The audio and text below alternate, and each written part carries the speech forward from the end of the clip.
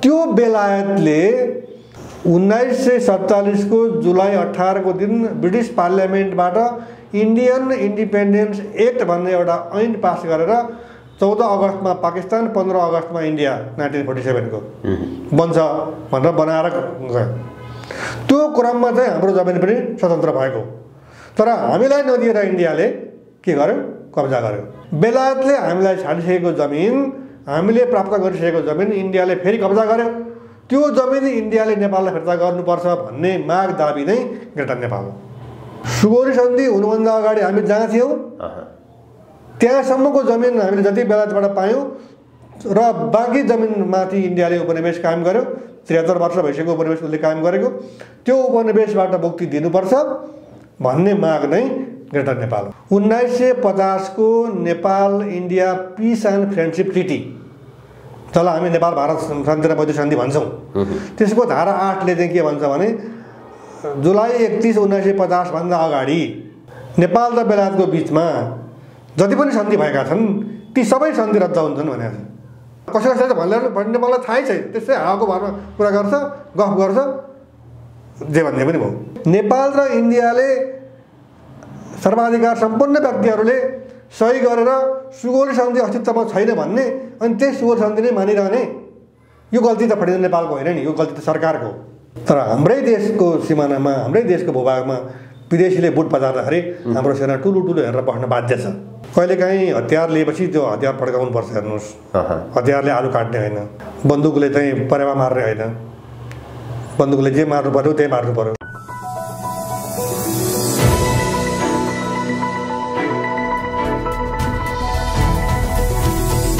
हिमाल online TV. Greater Nepal राष्ट्रवादी मोर्चाका अध्यक्ष फणीन्द्र नेपाल हुनुहुन्छ। नेपालजी स्वागत छ यहाँलाई। यहाँलाई धन्यवाद प्रदीपजी।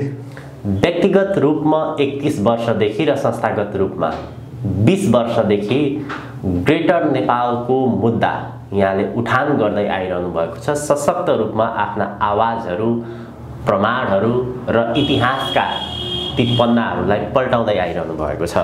ग्रेटर नेपालको विषयमा हामी प्रवेश गर्नुभन्दा अगाडि वर्तमान नेपालको राजनीति, अहिले हामीले भोग्दै गरेको समस्यालाई अलिकति खोतल्ने प्रयास गरौँ। 7 साल यता हामीले विशेष गरी व्यवस्थाका नाममा, निरङ्कुशताको नाममा, पछिल्लो समय हुँदै गर्दाखेरि जातका नाममा, धर्मका नाममा यी यावत इत्यादि रूपमा जे समस्याहरू झेल्दै आयौँ, जे क्रान्ति भनेर भोग्दै आयौँ र अहिले नेपालको राजनीति यी सम्पूर्ण समस्याहरूलाई केलाउँदै, झेल्दै, क्रान्तिको बाटो अपनाउँदै जुन ठाउँमा आइपुगेका छ, वास्तवमा यी समस्याको समाधान अझै पनि हामीले भेट्न सकेका छैनौँ। नेपाल झन्झन दलदलमा फस्दै गएको, विश्व भू राजनीतिको एउटा फन्दामा फस्दै गएको तपाईँ हाम्रो अगाडि अहिले प्रश्न नै छ। हाम्रो देशको समस्या के हो, हामी कहाँनिर फँसेका छौँ, यहाँबाट सुरुवात गरौँ न। एकदम गम्भीर प्रश्न राख्नुभयो प्रदीपजी। 104 वर्षको एकतन्त्रीय जानीय शासन, जसलाई हामी राणा शासन पनि भन्छौँ, त्यसको विरुद्धमा आन्दोलन भयो। समस्या हामीले कहाँनिर चाहिँ बोक्दै आयौँ भने नि, क्रान्ति भनियो तर त्यो क्रान्ति नभएर आन्दोलन थियो। 7 सालमा राणाहरूको सरकार परिवर्तन गर्ने भनेर आन्दोलन भयो, तर 7 सालमा प्रजातन्त्र आइसकेपछि प्रधानमन्त्री त मोहन शमशेर नै भए, राणा नै भए। काङ्ग्रेसले अधिकांश रूपमा र कम्युनिस्टहरूले पनि सहायता दिएर गरेको जुन आन्दोलन थियो, त्यो आन्दोलनको उपलब्धि हामीले चाहिँ क्रान्तिका रूपमा आमूल परिवर्तनको दिशामा जानुपर्थ्यो। तर भयो के भन्दाखेरि राणाहरूले जुन सुखभोग गरेका थिए, अब त्यही सुखभोग चाहिँ क्रान्तिको नाममा आन्दोलन गरेर आएको काङ्ग्रेस र कम्युनिस्टहरूले त्यो सुखभोगलाई आफ्नो जीवनको लक्ष्य बनाए। त्यहाँ जनता उपेक्षित भए, क्रान्ति नै भएन। अब 15 सालमा चुनाव भयो, 17 सालमा पञ्चायत व्यवस्था श्रीमान महेन्द्रबाट लागू भयो। सैनिक शक्तिको बलमा त्यो कुरा अगाडि आएको थियो। 46 सालमा फेरि आन्दोलन सुरु भयो। त्यति बेला चाहिँ पञ्चायत व्यवस्थाका विरुद्धमा आन्दोलन भएको थियो। त्यो आन्दोलन पनि के छ भने क्रान्ति भनियो, तर त्यो पनि आन्दोलन नै थियो। क्रान्ति भन्ने तर आन्दोलनमा केही उपलब्धि हासिल गर्ने बित्तिकै आफ्नो पक्ष पोषण हुन्छ भने त्यसलाई छाडिदिने। नयाँ दिशामा राष्ट्र जानुपर्थ्यो देशले एउटा उचाइ प्राप्त गर्नुपर्थ्यो। जनजीविकाका जुन यावत समस्याहरू थिए त्यो समस्याबाट जनताले केही न केही मात्रामा मुक्ति पाउनु पर्थ्यो।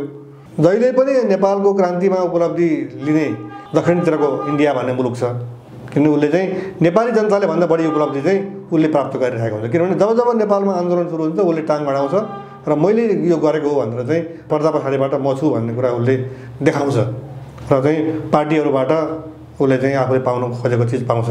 कहिले नदीनाला पाउँछ, कहिले नागरिकता पाउँछ, सुरक्षामाथिको जवाब उसले चाहिँ हामीलाई दिन्छ। यस्ता कुराहरू हामी भोग्दै आएका छौँ र 62-63 को आन्दोलन पनि 10 वर्षे जनयुद्ध भनिन्छ नि, कसैले सशस्त्र युद्ध भन्छन्, कसैले जनयुद्ध भन्छन्, शब्दको फरक मात्रै हो। तर के भने क्रान्तिको हिसाबमा रक्तपातको हिसाबले सबभन्दा बढी रक्तपात भएको क्रान्ति के अरे आन्दोलन माओवादी आन्दोलन हो। तर आज ती क्रान्तिकारी भनिएका माओवादीहरू कुन शैलीमा आफ्नो जीवन बिताइरहेका छन् भनेर हामीले हेऱ्यौँ भने यो आन्दोलन थियो कि क्रान्ति थियो भन्ने कुरा त्यसै स्पष्ट हुन्छ।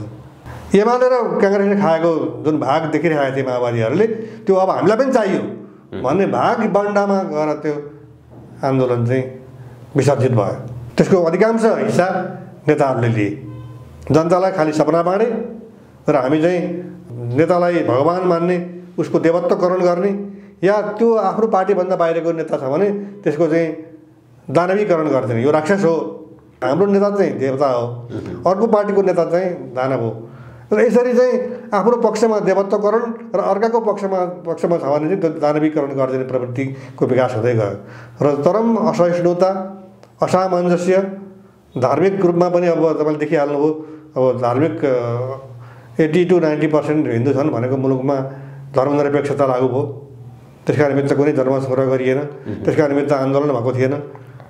62-63 को आन्दोलनको पृष्ठभूमि हामीले हेऱ्यौँ भनेदेखि त संविधान सभा र गणतन्त्रका निमित्त भएको थियो। तर अन्तिममा गएर के कुरामा चाहिँ टुङ्ग्याइयो भने त्यो विदेशी स्वार्थका निमित्त प्रयोग भएर हामीलाई अस्थिर बनाउने काममा चाहिँ त्यो आन्दोलनले मोड लियो कि। त्यस कारणले जनता हामी जहाँको चाहिँ छौँ, मुठ्ठीभर नेताहरू सम्भ्रान्त बने, धनी बने, विकसित भयो उनको जीवनशैली, तर जनता जहाँको चाहिँ। आज हामी भनौँ न, मान्छे अहिले भोकमरीको समस्यामा छन्, देखिएको छैन, काम छैन, कमाइ छैन, भोक त लागिरहन्छ दिनदिनै। हिजो मान्छे काम गरिरहन्थे र आफ्नो भोक मेटाइरहन्थे प्राप्त गरेको पैसाले, पाएको श्रमको मूल्यले। तर अहिले श्रम गर्ने ठाउँ पनि छैन। त यसरी मान्छे दिनदिनै विक्षिप्त हुँदै गइरहेको अवस्था छ। अब अहिले चाहिँ स्वास्थ्य सङ्कट सबभन्दा अगाडि छ। यही सङ्कटमा चाहिँ मान्छेको ध्यान चाहिँ पैसा कसरी कमाउने भन्नेतिर केन्द्रित छ। त्यो एक प्रकारको मानिसको त्यतातिर ध्यान छ। हिजोको इतिहासलाई हामीले आन्दोलन भनौँ, क्रान्ति भनौँ, सबैले आफ्नो ढङ्गले त्यसका नामहरू दिएका छन्। होइन, आन्दोलन क्रान्ति भन्यो तर त्यो आन्दोलनमा गएर जहिले पनि टुङ्गिन्थ्यो। त्यो जगजाहेर नै छ। हिजोको आन्दोलनमै गएर टुङ्गिएको त्यो आन्दोलन भइरहँदाखेरि देशमा मानवीय क्षति, भौतिक क्षति जे जति भयो त्यो जगजाहेर नै छ।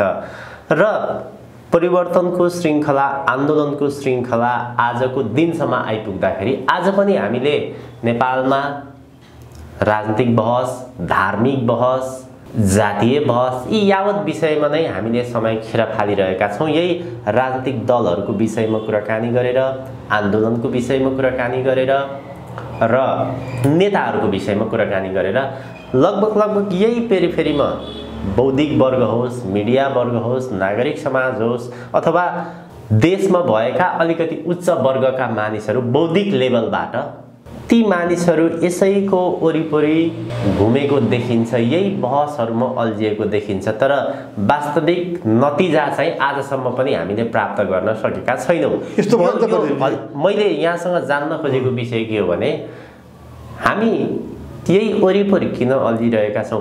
खास हाम्रो देशको समस्या के हो? यो धार्मिक समस्या हो, जातीय समस्या हो, अथवा यसलाई चाहिँ तपाईँले भने जस्तो जातको, धर्मको कुरा उठाएर त्यसमा पछाडिपट्टि भारत होला, चीन होला, अमेरिका होला, अनि एक ढङ्गको आन्दोलन क्रान्ति भइसकेपछि नदीनालामा गएर सम्झौता गर्ने होला, के हो त भन्ने विषय यस्तो भयो कि प्रदीपजी। यहाँ समस्या के भइदियो भनेदेखि नेपाल कम्युनिस्ट पार्टी माओवादीले आफूलाई सबभन्दा शक्तिशाली कम्युनिस्ट पार्टी भन्यो।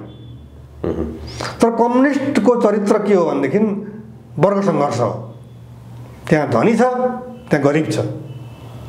धनी र गरिबको बिचको खाडललाई पुर्नको निमित्त गरिबलाई पनि धनीको तहसम्म पुर्याउने र त्यो चाहिँ धनी र गरिबको बिचमा चाहिँ वर्ग सङ्घर्ष हुन्छ, द्वन्द्व हुन्छ, लडाइँ हुन्छ, झगडा हुन्छ।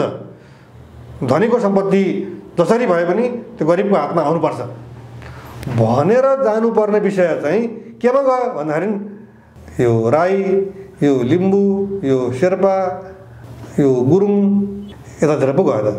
अनि यो चाहिँ हिन्दू, यो गैर हिन्दू अथवा यो चाहिँ मुस्लिम अथवा यो चाहिँ क्रिस्चियन अथवा यो चाहिँ बुद्धिस्ट यति किसिमको कि हिन्दू धर्म र बुद्ध धर्मको बिचमा ज्यादै कम दूरी छ कि एकदम नजिक नजिकको। कम्युनिस्टको विषयमा कुराकानी गर्दा त हामीले बेकार नै हुन्छ, किनभने कम्युनिस्टको सिद्धान्त, नैतिकता, चरित्र, उनीहरूले देखाएको धनी र गरिब बिचको खाडल, वर्गद्वन्द्व छोडेर जातीय द्वन्द्वमा पो मुलुकलाई अगाडि बढाइदियो त।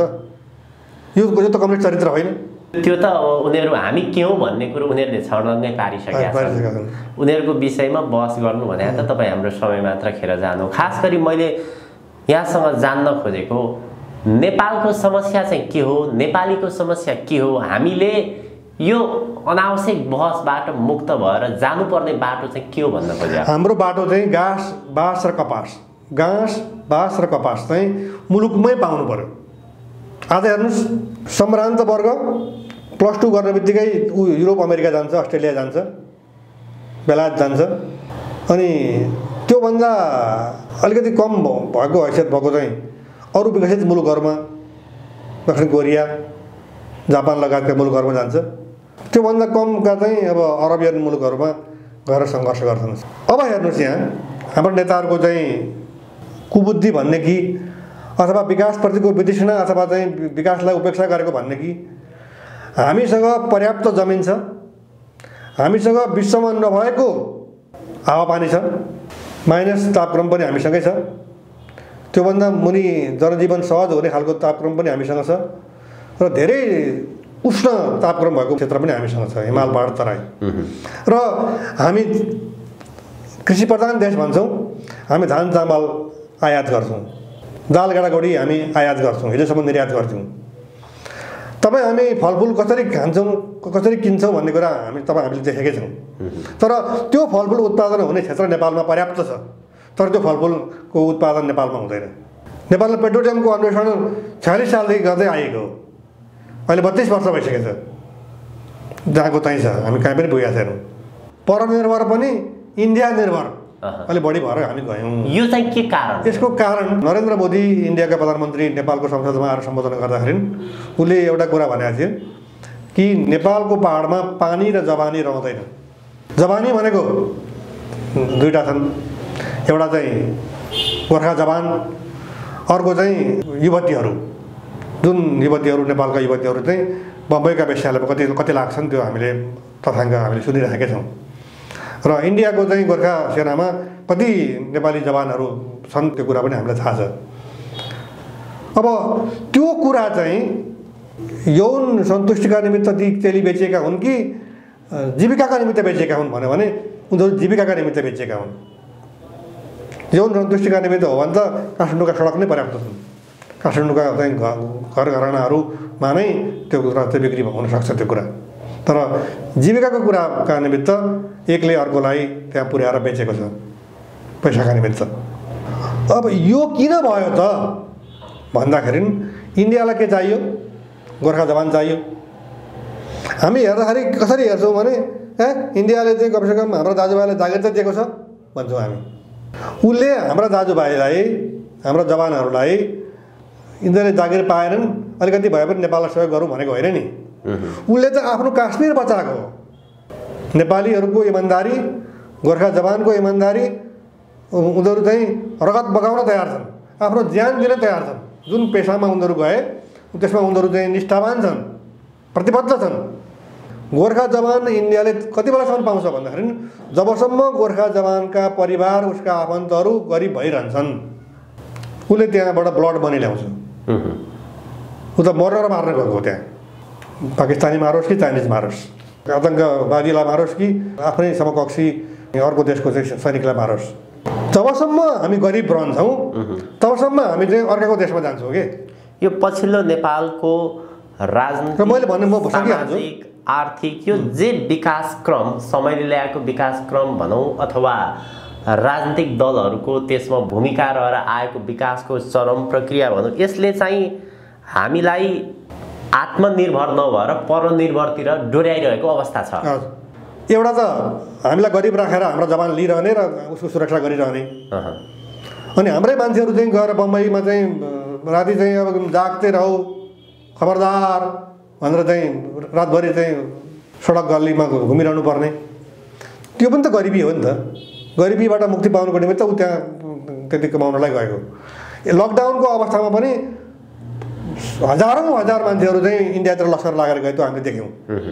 कहिलेकाहीँ मलाई ग्लानी हुन्छ, हामी ग्रेटर नेपालको कुरा गर्छौँ तर जसको विरुद्धमा हामी लडिरहेका छौँ त्यो मुलुकमा नगइकन हाम्रो नेपालीहरूको पेट भरिँदैन। यो लाजमर्दो कुरा हो, समस्या यो राज्यले सोच्नुपर्ने कुरा हो। आज देशमा वास्तवमा र म तपाईँलाई अर्को कुरामा सकिहाल्छु। त्यो कुरा के भने अघि म तपाईँलाई भन्दै थिएँ मान्छेहरू चाहिँ अरबमा छन्, 50 डिग्री 60 डिग्रीको तापक्रममा काम गरेर बसेका छन्, बेलुका कोठामा सुत्दाखेरि भोलिपल्ट बिहान मरेर चाहिँ अनि बाकसमा लास आउनुपर्ने अवस्था हामीले देखिरहेका छौँ। तर जब तिनीहरू अरबियन कन्ट्रीमा पुग्छन् नि, खाडी मुलुकमा पुग्छन् नि, त्यहाँबाट कमाएको पैसा उसले बिहा गरेकी श्रीमती घर छोडेर ऊ काठमाडौँ आउँछ, घर छोडेर ऊ विराटनगर जान्छ, घर छोडेर ऊ धरान आउँछ, घर छोडेर ऊ पोखरा आउँछ अथवा सहरी क्षेत्रमा आउँछ। अब घरमा बुढाबाबु छन्, उनीहरू खेतीपाती गर्न सक्दैनन्, अनि रेमिटेन्सबाट पठाएको पैसाले नुन तेल दाल चामल किनेर खानु पर्यो। हाम्रो खेत बाँझै छ, हामी अब दाल चामल तोरीको तेल अथवा कुनै पनि भुटुन हाल्ने चाहिँ जुन तेल हो त्यो कहाँबाट ल्याउँछौँ भन्दा इन्डियाबाट ल्याउँछौँ, दाल बङ्गलादेशबाट ल्याउँछौँ, केटाकुटी हामी इन्डियाबाट ल्याउँछौँ। अनि हामी पराधीन नभए अथवा हामी चाहिँ परनिर्भर नभए हामी को हुन्छौँ त? देशको वास्तविकताको कुरा गर्ने हो भने यहाँले भने जस्तो नेपालसँग भारतको सिमाना जोडिएका जति पनि नेपालीहरू छन्, लाखौँ नेपालीहरू भारतमा गएर सामान्य आफ्नो जीविकोपार्जनको लागि त्यहाँ सामान्य काम गरेर बसिरहेका छन्। एकातिर नेपाल र भारतको त्यो प्रदीपजी म तपाईँलाई यहाँ रोकेँ है, एउटा कुरा चाहिँ हामीले के चाहिँ सोध्नु पर्यो भने हाम्रा मान्छे मात्रै इन्डियामा गएर काम गर्ने होइन कि विश्वमा इन्डियाले रेमिटेन्सबाट प्राप्त गर्ने जुन रकम हो नि त्यो रकमको हिसाब गर्दाखेरि नेपाल तेस्रो कि 5औं नम्बरमा पर्छ इन्डियाको। विश्वका टप 10 मुलुकहरू जहाँबाट उसले रेमिटेन्स लिन्छ त्यो नेपालको 5औं नम्बरमा अथवा तेस्रो नम्बरमै नेपाल पर्छ। भनेपछि कुरा के बुझ्नुहोस् भने हाम्रा भन्दा बढी सङ्ख्यामा चाहिँ इन्डियनहरू नेपालमा आएर काम गरेका छन् र रेमिटेन्स लिएर जान्छन्। त्यो कुरामा उत्तिकै महत्त्वपूर्ण छ। एउटा भारतको सन्दर्भमा त्यो भयो, अर्को खाडी राष्ट्रहरूमा र अरू युरोपियन लगायतका अरू राष्ट्रहरूमा झन्डै 70-80 लाख नेपालीहरू त्यहाँ गएर काम गरिरहेका छन्। वास्तविकता चाहिँ त्यस्तो छ। हामीले नेपालको समस्याको विषयमा कुराकानी गरिरहँदाखेरि खास गरी धार्मिक राजनीतिक यस्तै विषयमा हाम्रो समय खेर गइरहेको छ। तपाईहरू जस्तो एउटा बौद्धिक वर्गले राष्ट्रको चिन्तन गर्ने व्यक्तिले आम नेपालीको अपेक्षा पछिल्लो समय के छ भने नेपालमा भएको समस्यालाई मात्र चित्रित गर्ने होइन कि नेपालमा बसिरहेका नेपालीहरू र विदेशमा बसेका नेपालीहरूले अहिले जस्तो प्रकारको समस्याहरू भोगिरहेका छन् त्यसको समस्याको समाधानको उपाय पनि दिनु पर्यो है, खालि समस्या मात्र केलाएर बस्ने होइन भन्ने उहाँहरूको तर्क छ। यसमा तपाईको जवाफ के छ? हाम्रो भनाइ के भने सरकारले दीर्घकालीन र अल्पकालीन नीतिहरू निर्माण गर्नु पर्यो। हामीलाई फलफुल वर्षमा कति चाहिन्छ? होइन, म यसमा जोडिएको विषय चाहिँ जस्तै सरकार अभिभावक हो, राष्ट्र चलाउने सरकार नै हो। यो जे समस्या छ देशमा 7 साल यता बनेका जति पनि सरकारहरू अथवा अझ भनौँ न 62-63 यता बनेका जति पनि सरकारहरू त्यहाँ बस्ने मानिसहरू जे त्यो सत्ताको पेरिफेरी वरिपरि घुमिरहेका मानिसहरू छन्, यो सम्पूर्ण समस्याको समाधान यी मानिसहरूबाट यी दलहरूबाट हुन सक्छ भन्ने प्रश्न चाहिँ मुख्य भएर आयो। अब के देख्नुहुन्छ तपाईँ? यो चाहिँ अहिलेका दलहरू असफल भएको त प्रमाणित भइसक्यो। किनभने नेपाली जनताले पाइरहेको दुःख, नेपालीहरू चाहिँ एक पेट खानको निमित्त लाम लागेर यो कोभिडको बेलामा पनि इन्डियामा बस्नुपर्ने अनि यही बेलामा चाहिँ बल्ल बल्ल अब घर फर्केकाहरू चाहिँ अब फेरि आफ्नो काम पाइन्छ कि पाइँदैन भन्दै चाहिँ अरबियन मुलुकतिर जानुपर्ने र नेपालका नदीनालाहरूबाट चाहिँ सिँचाइ नहुने आकाशीय खेतीको भरमा चराइमा सिँचाइ गर्नुपर्ने अनि मान्छेहरू चाहिँ किनेर खाने अनि आफ्नो खेतबारी चाहिँ बाँझै राख्ने जुन प्रवृत्ति छ नि यो प्रवृत्तिमाथि नियन्त्रण गर्ने किसिमको सरकारको नीति र योजना नै छैन। के छ भने सरकार कहीँबाट नियन्त्रित छ। कुन मुलुकलाई नेपालमा के गर्दाखेरि फाइदा हुन्छ त्यो फाइदाका निमित्त हाम्रो देशको सरकार लागेको छ। अर्को देशको सरकारको फाइदा कसरी हुन्छ भन्ने कुरामा अब देशको सरकार लागेको छ। हाम्रो देशको जनताको हितको निमित्त हाम्रो सरकार लागेको छैन। यदि यस्तो हुन्थ्यो भने 10औँवटा पञ्चवर्षीय योजना आइसक्दाखेरि हामी किन जहाँको त्यहीँ छौँ, हामी किन अलिकति पनि अगाडि बढ्न सकेनौँ। तपाईँको गोजीमा मोबाइल छ, मेरो गोजीमा मोबाइल छ, तपाईँको दामी होला, मेरो कम होला, तर हाम्रो गोजीमा छ नि। यो हाम्रो सरकारले दिएको होइन कि, यो त आवश्यकताले निर्धारण गरिदिएको हुनाले हामीले आफै किनेको हो। नेपाल सरकारले विकास गरेर उनीहरूको योगदानमा आएको त भन्नै मिल्दैन। जति भइरहेको छ यो स्वाभाविक रूपमा हुनै पर्ने अवस्थामा भएको होइन भने आज तपाईँ हामी चीनको विकासको कुरा गरौँ, धेरै टाढा नजाउँ, हाम्रै इन्डियाकै विकासको कुरा गरौँ, त्यसमा तुलना गरेर हामीले हेऱ्यौँ भने हामी त त्यहाँ कहिले पुग्ने सम्भावना देखिँदैन। भने यो अवस्थामा पुर्याएको त सरकारले हो नि त। भनेको सरकारको अकर्मण्यताले गर्दा हामी यहाँ आएका हौँ। नेपालीको जे जति समस्या छ अहिले हामीले जे भोग्दै आइरहेका छौँ, देश जुन एउटा अस्थिरताको बिन्दुमा पुगेको छ, यसको समस्याको समाधान विकल्प भनेको अब यी राजनीतिक दल यो सरकारबाट समस्याको समाधान हुँदैन, विकल्प खोज्नै पर्छ। हामीले विकल्प खोज्नुपर्छ, तर विकल्प खोज्दाखेरि चाहिँ कहिलेकाहीँ के हुन्छ भने तावमा चाहिँ हालिदिएको माछा एकदम तातो थियो, तेल जिटिएर चाहिँ कहाँ खस्यो, तलतिर भुङ्ग्रोमा खस्यो भने जस्तै हामी विकल्प खोजिरहेछौँ, तर योभन्दा खराब विकल्प पनि हामी प्रवेश गर्न सक्छौँ। यहाँको विषय उठान विशेष चासो भनेको ग्रेटर नेपालकै कुरा छ। व्यक्तिगत रूपमा मैले अघि सुरुवातमा पनि उठान गरेँ, 31 वर्षदेखि र संस्थागत रूपमा 20 वर्षदेखि ग्रेटर नेपालको कुराकानी मुद्दा एउटा अठोटका साथ उठाइरहनु भएको छ। ग्रेटर नेपालको विषयमा कुराकानी गरिरहँदाखेरि वास्तवमा फणीन्द्र नेपाल कहिलेकाहीँ ग्रेटर नेपालको विषयमा आवाज त लगातार रूपमा उठाइरहनु भएको छ, तर ग्रेटर नेपालको ऐतिहासिक पक्ष के हो, यसको इतिहास के छ, कहाँबाट गएर जोडिन्छ, कहिलेकाहीँ सडकमा पनि आन्दोलन गर्न पनि निस्किनुहुन्छ, तर ग्रेटर नेपाल के हो, यसको इतिहास के हो, हामीले प्राप्त कसरी गर्न सकिन्छ, यसका प्रावधानहरू के छन्, यो विषयमा भोलि ग्रेटर नेपाल मानौँ न आयो भने पनि त्यसको समस्याको समाधान अहिले जुन ठाउँसम्म फैलिएको छ ग्रेटर नेपालको कुरा, त्यो ठाउँमा बस्ने बासिन्दाहरू, त्यो ठाउँमा भएका चाहिँ कल्चरहरू, यी यावत विषयहरू, त्यसको समस्याको समाधान चाहिँ कसरी गर्ने, यी पक्षहरू चाहिँ विस्तृत रूपमा फणीन्द्र नेपालले कहिले पनि उठान गर्नुहुन्न। उठानको लागि मात्र उठान गरे हो कि यसको दीर्घकालीन पक्षलाई पनि सोच्नु भएको छ कि यो कुरा किन तपाईँले गर्नुहुन्न भन्छन्, के हो यो कुरा आज विस्तृतमा गहिराइसँग? एकदम प्रदीपजी, यो चाहिँ कस्तो भने आरोपका निमित्त आरोप हो।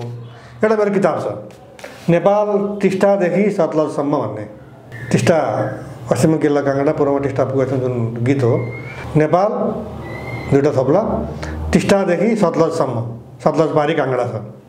हामी चाहिँ सुगौली सन्धि हुनुभन्दा अगाडि त्यही टिस्टादेखि सतलजसम्म फैलिएका थियौँ। त्यो किताबमा विस्तृत रूपमा यो कुराको बारेमा उल्लेख गरिएको छ र जसले यो आरोप तपाईँलाई सुनायो फणीन्द्र नेपालले चाहिँ ग्रेटर नेपाल के हो भन्ने बारेमा, यसको ऐतिहासिक पक्षको बारेमा कुरै गर्दैन जुन कुरा भयो, यो त थाहा नपाएर गरिएको कुरा हो। बरु हामी जस्तो ग्रेटर नेपालको बारेमा विस्तृत रूपमा अध्ययन नगर्ने मानिसले टिक्का टिप्पणी गर्न मिलेन, तर जो यो देशको इतिहासकार हो भन्छ, विद्वान हो भन्छ, सारा संसारको ज्ञान थाहा छ भन्छ, उनीहरूले चाहिँ यो प्रकारको टिप्पणी गरिरहेको मैले सुनेको छु। एउटा कुरा के हुन्छ भने प्रदीपजी, तपाईँको टेलिभिजनमा आज म बोल्दैछु, सबैले चाहिँ हेर्दैन नि त। कसैका एउटा उसमा कसैको अर्कोमा हुन्छ, कसैको अर्कोमा हुन्छ, कसैका सब्सक्राइबरहरू अर्कोमा हुन्छन् होइन, अनि मान्छेको विभिन्न रुचि हुन्छ, त्यो हिसाबले चाहिँ यो टिका टिप्पणी आउन सक्छ। तर के भने ग्रेटर नेपालको चाहिँ ऐतिहासिक पक्ष के हो, ग्रेटर नेपाल कसरी प्राप्त हुन्छ, ग्रेटर नेपाल प्राप्त गर्ने दिशा के हुन्, ग्रेटर नेपाल कुन मेजरमेन्ट लिएर हामी अगाडि बढ्न सक्छौँ, यो कुरा नै थाहा छैन भनेदेखि त म अहिले यहाँसम्म आउनु नै थिइनँ नि।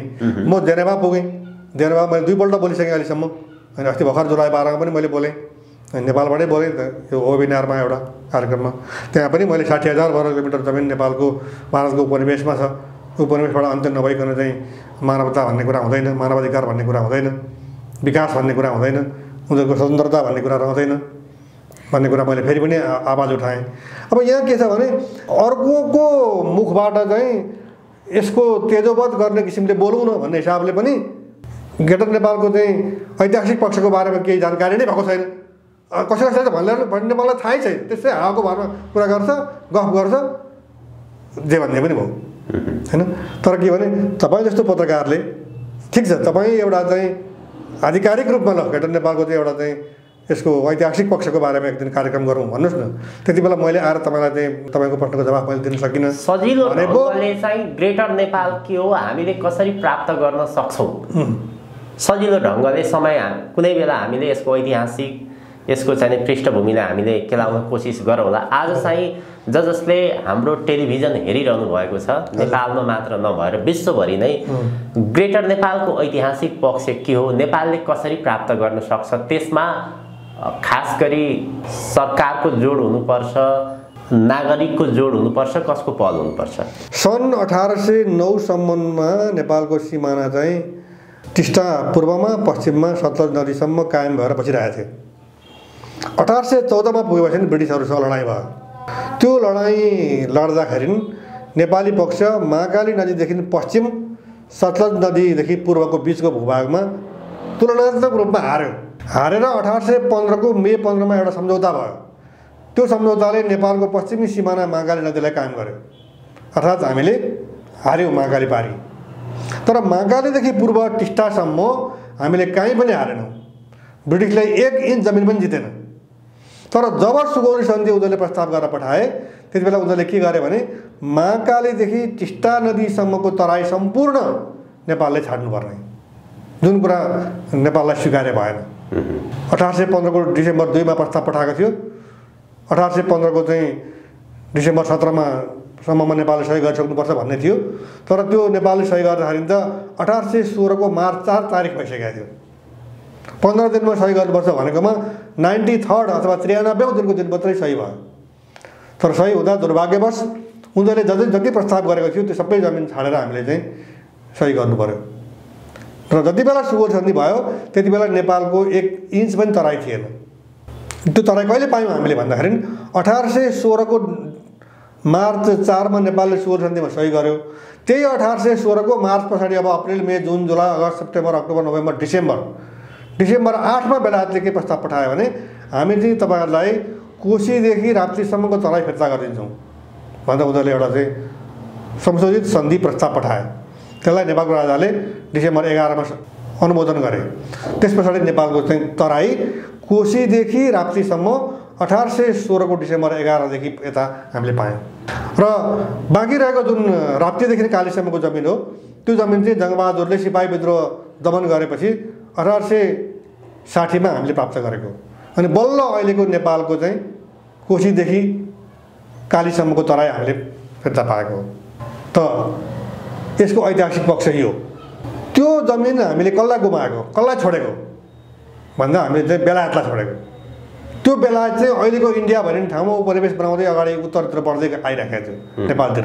एक दिन नेपाल दक्षिणबाट उत्तरतिर बढ्दै आइरहेको र उत्तरबाट दक्षिणतिर बढ्दै गइरहेको नेपाल र इस्ट इन्डिया कम्पनीको बिचमा आम्ने सामने भयो भनौँ न, छिमेकी भयो। छिमेकी भएपछि त अब तलमाथि हुन्छ, लडाइँ भयो। लडाइँको कुरा मैले तपाईँलाई गरिसकेँ। हामीले अलिकति हार्यौँ तर हामीले धेरै चिज हामीले गुमाउनु पर्यो।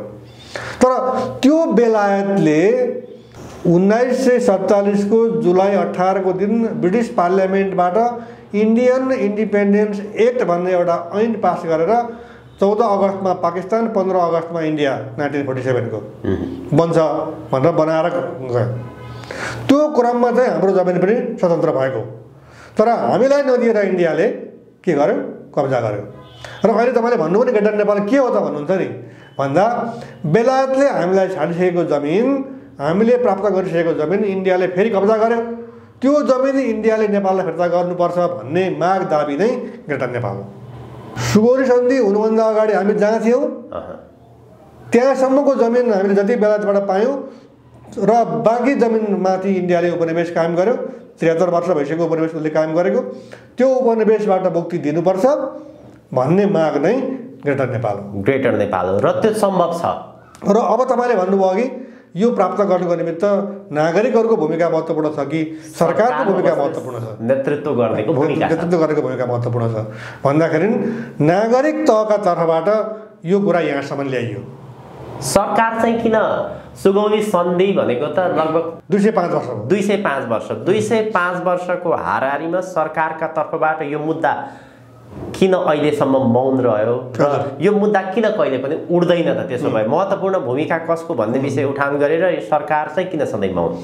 महत्त्वपूर्ण भूमिका सरकारकै हो। हजुर। तर म तपाईँलाई प्रश्न गर्छु तपाईँ मार्फत 1950 को Nepal India piece and friendship treaty, जसलाई हामी नेपाल भारत शान्ति र बौद्धिक सन्धि भन्छौँ, त्यसको धारा 8 ले चाहिँ के भन्छ भने जुलाई 31, 1950 भन्दा अगाडि नेपाल र बेलायतको बिचमा जति पनि सन्धि भएका छन् ती सबै सन्धि रद्द हुन्छन् भनेको छ। भनेपछि हामीले त सुगौल सन्धि त बेलायतसँग गरेको। अनि त्यो 1950 जुलाई 31 तारिखको सन्धिमा कसले सही गरेको छ भन्नुहुन्छ भने श्री 3 महाराज तथा प्रधानमन्त्री मोहन शमशेर जङ्गबहादुर राणाले सही गरेको छ। भारतको तर्फबाट त्यति बेला नेपालका लागि भारतीय राजदूत CPN सिन्हा, चन्द्रेश्वर प्रसाद नारायण सिन्हा भन्ने व्यक्तिले सही गरेको छ, सर्वाधिकार सम्पन्न। भने नेपाल र इन्डियाले सर्वाधिकार सम्पन्न व्यक्तिहरूले सही गरेर सुगौली सन्धि अस्तित्वमा छैन भन्ने अनि त्यही सुगौली सन्धि नै मानिरहने, यो गल्ती त फडिँदैन नेपालको होइन नि, यो गल्ती त सरकारको। किन मौन भन्ने विषय? किन मौन? हामीले सतलज नदीसम्मको सिमाना लिनुपर्नेमा चुच्चे नक्सा लिएर हामी गौरव गरिरहेछौँ। नक्सा मात्रै, जमिन होइन। फेरि यही विषय नि सरकार किन मौन छ भन्ने तपाईँको सठिक जवाब के हुन्छ यसमा? सरकार त डरले, सरकार चाहिँ आशले, सरकार चाहिँ त्रासले। डरले किन? भोलि इन्डियाबाट त्यत्रो चुनाव खर्च आइरहेछ, यो कुरा उठायो भने त भोलि उसले के पनि दिँदैन, चुनाव हारिहालिन्छ नि।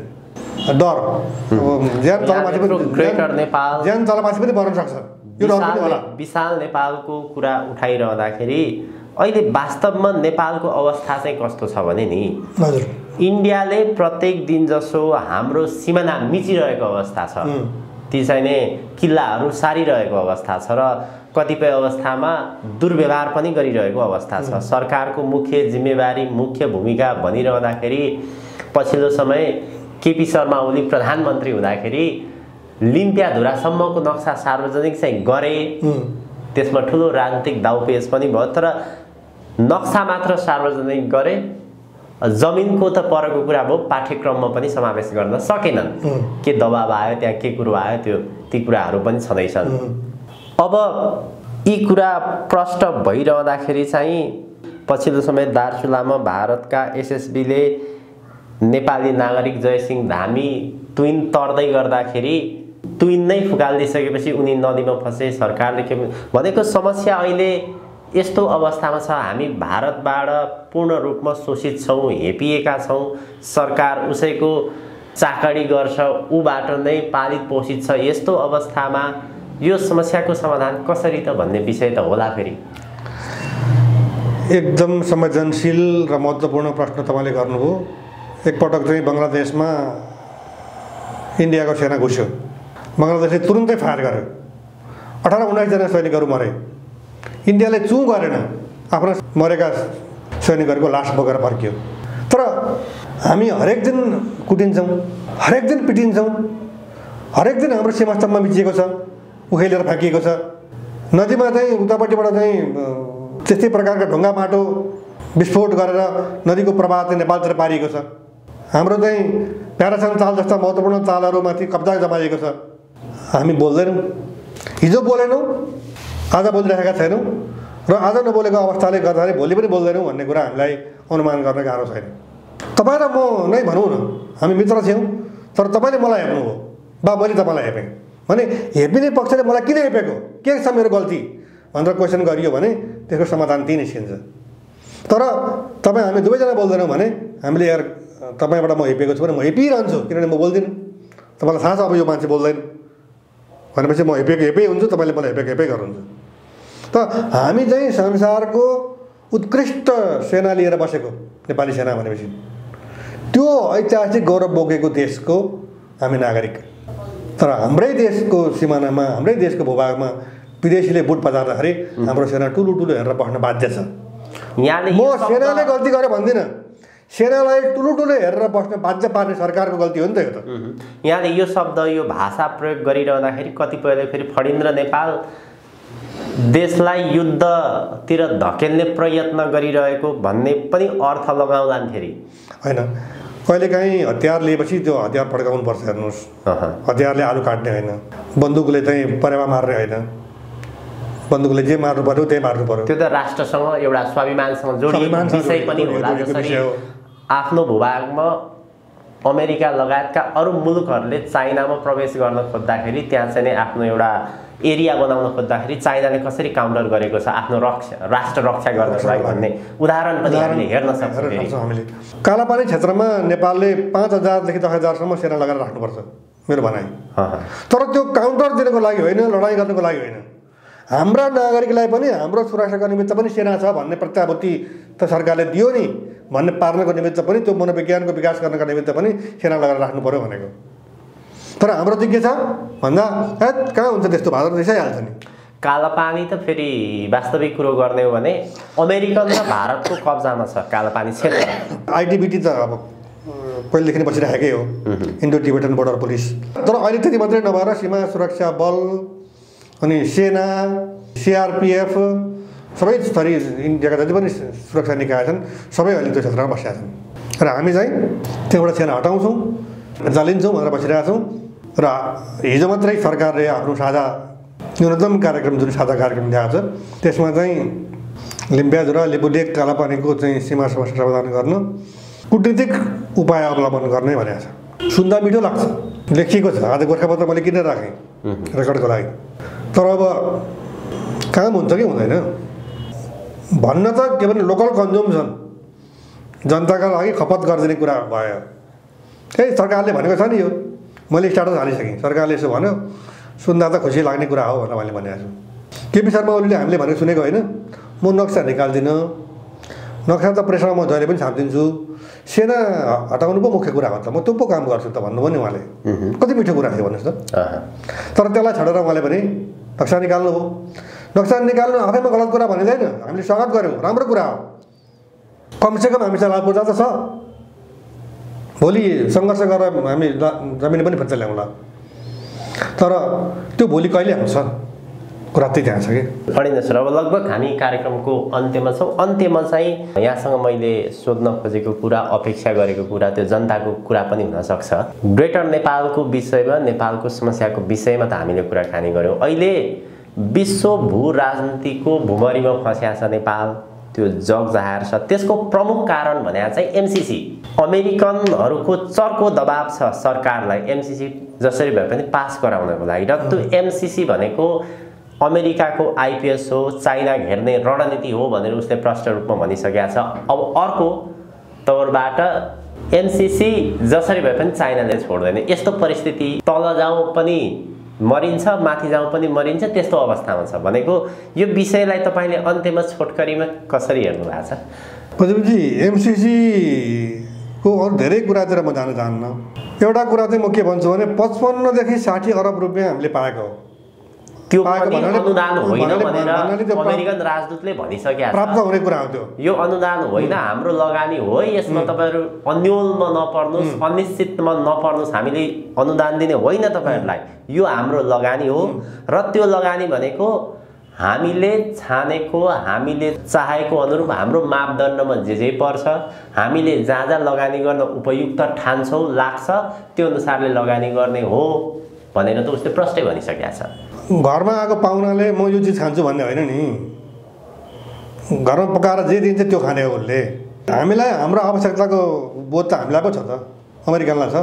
अमेरिकाले आफ्नो स्वार्थ पूर्तिका निमित्त हामीसँग लगानी गर्ने अनि उसको स्वार्थ पूर्तिका निमित्त हामीले त्यसलाई सही दिनुपर्ने, उसको स्वार्थ पूर्तिका निमित्त हामीले चिनसँग सतर्कता मोलिदिनुपर्ने भन्ने कुरा त होइन। अरूतिर नजाउँ। तपाईँलाई म एउटै मात्रै पोइन्ट भन्छु, एमसिसीका प्रावधानहरू नेपालको संविधानसँग बाजिए भने बाजिएको हकसम्म नेपालको संविधान लागू हुने छैन। अथवा एमसिसी नै लागू हुनेछ भनेपछि नेपालको संविधानभन्दा एमसिसी माथि, अनि यो कसरी स्वीकार्य हुन्छ? त्यही भएर नेताहरू बडो दुधारमा छन्, त्यही कारणले ओली सरकार टिक्न सकेन भन्छ। एउटा कुरा त के भने, काम्लोमा साधु नमुच्नु, साधु मुछेपछि खाना घिन नमान्नु। काम्लो भनेको राडीमा त सबै भुत्ला सुत्ला त्यो अलिकति त्यहाँ पिठो सिटो मुछ्यो भने सबै त्यहाँ आएर मिसिन्छ, अनि खान सकिँदैन भने जस्तै यो घातक छ भन्ने कुरा त धेरै पहिले नै थाहा थियो नि त। श्रीलङ्काले फिर्ता गर्यो, अफ्रिकन मुलुकहरूमा पनि प्रयास भयो, यसले गरेका अप्ठ्याराहरू चाहिँ के छ भन्ने कुराको चाहिँ विश्वव्यापी रूपमा चाहिँ जानकारी छ। त त्यो हुँदाहुँदै पनि आफ्नो स्वार्थपूर्तिका निमित्त, पार्टीको स्वार्थपूर्तिका निमित्त यस्तो घातक एउटा चाहिँ सहयोग किन लिने?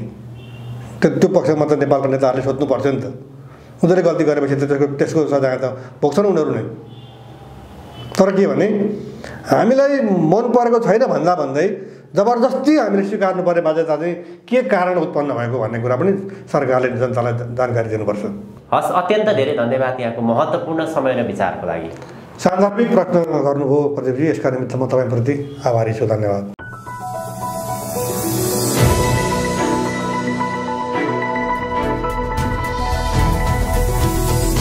हिमाल अनलाइन टिभी।